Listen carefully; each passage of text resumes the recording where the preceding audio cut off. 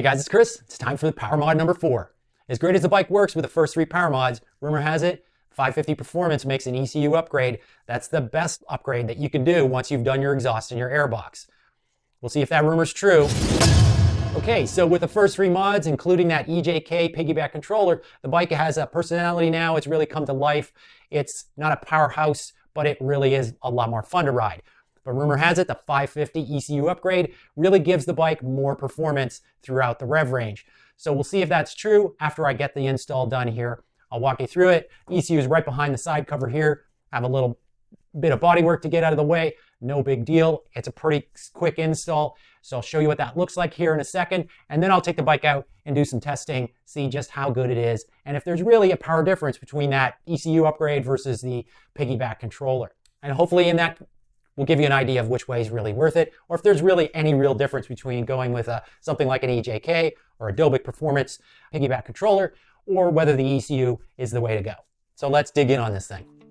So just as I get the ECU out of the box, it's worth noting that the ECU comes in a number of different versions. Depending on the octane of your gas, there's a 91 octane version, 87 octane version.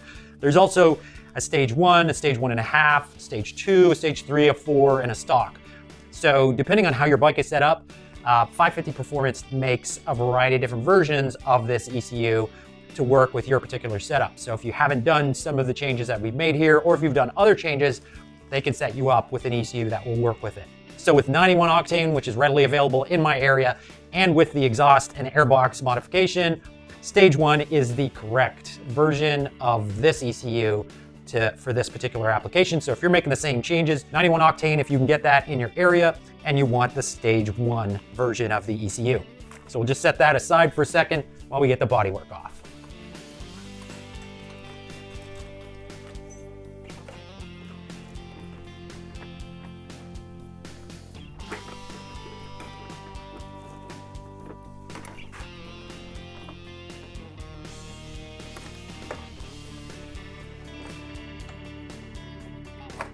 It's worth noting I don't have the plastic pop rivet that Honda puts in the top of the bodywork here from the factory, but it's one of the first things that I do with the Honda is take out the little pop rivet up here, because getting in behind the side cover would otherwise require me to take off the seat. I'd rather not have to do that every time I service the battery. So I take that little pop rivet out, leave it out, and the bodywork is very stable even without it. So other than the screws that are obvious, there's another one of those pop rivets up here. I'll just give you a look at that.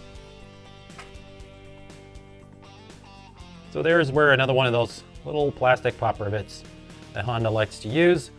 We'll need to release that. Other than that, I believe the bodywork is loose.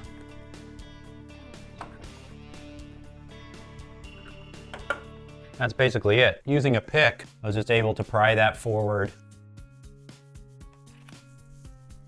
And then the last consideration is inside the front bodywork. So this piece of wiring that holds onto the bodywork really holds on in 2 spots, one out here, one right there. So I just need to bend those away, and that'll be pretty much the last thing that's holding onto the bodywork. So there are those 2 wire holders.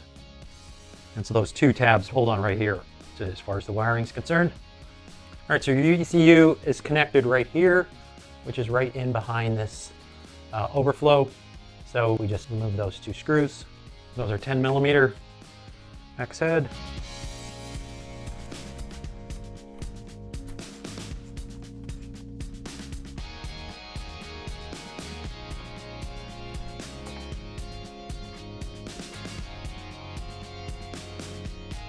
So then you've got this rubber flap, and that's your ECU right here.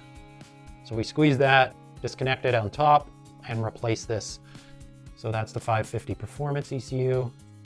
We just have a little reminder on here that the modified ECU is only for closed course competition, and that technically you should not be installing it if you're riding on the street. All right, so you need to pinch right here to unlock it here, but there's quite a bit of resistance to pulling it apart. So something like a flat screwdriver, if you're just careful just to use it to nudge it up, helps quite a bit. And then behind here, this ECU is sitting in a boot. The boot is kind of It's got a couple of corners here. It just holds on. If you just peel the rubber back a little bit, you can get that ECU to slide up out of the boot, right? So there's the boot right there. Some folks just take that whole boot off, but I'm just gonna leave it in place. It just grabs on just a tiny bit of the rubber, holds on to the back two corners. So if you just peel them back, you can get that to slide right out. And just take the new ECU, connect it till it clicks, and then drop it in the boot until those back two corners kind of get up and over.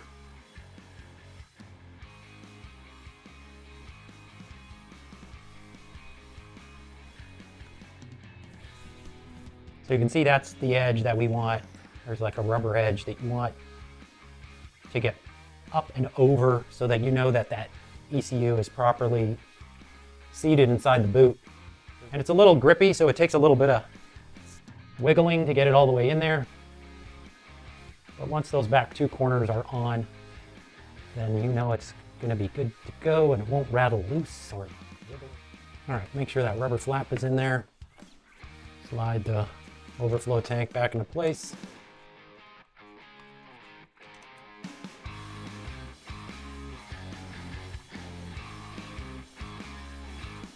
Tighten everything up, and that's it for the install.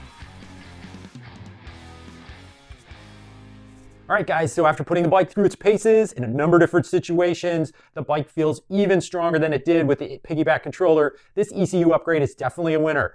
It's less work, as you just seen, to do the install. It performs better. The bike is stronger. So, you know, where the piggyback controller is definitely an upgrade over stock, the ECU is definitely an upgrade over the piggyback controller. So definitely worth the time and effort because it's so easy to install. And in fact, it's mostly, you'll find less money than the piggyback controller to purchase. So how's the bike feel?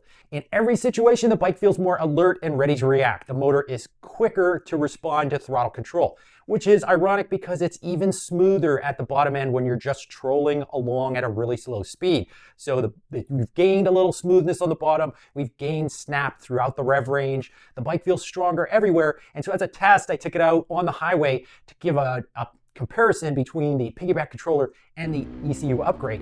And the ECU upgrade performed almost 15% better at acceleration and highway speeds, which is a tough thing to do.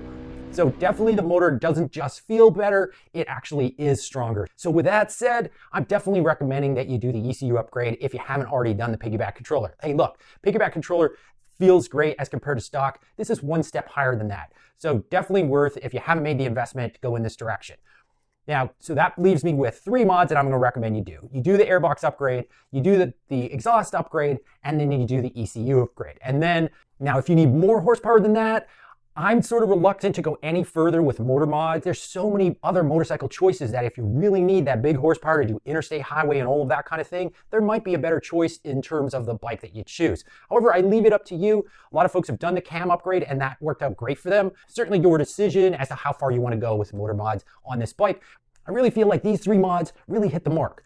Between the exhaust, airbox, and the ECU upgrade, you've got a bike that feels really fun to ride in a lot of different scenarios. So with that, hopefully this was helpful for you. If it was, smash the like, subscribe to follow along, and as always, you can always find this information and much, much more on our website. We'll see you next time. Bye for now.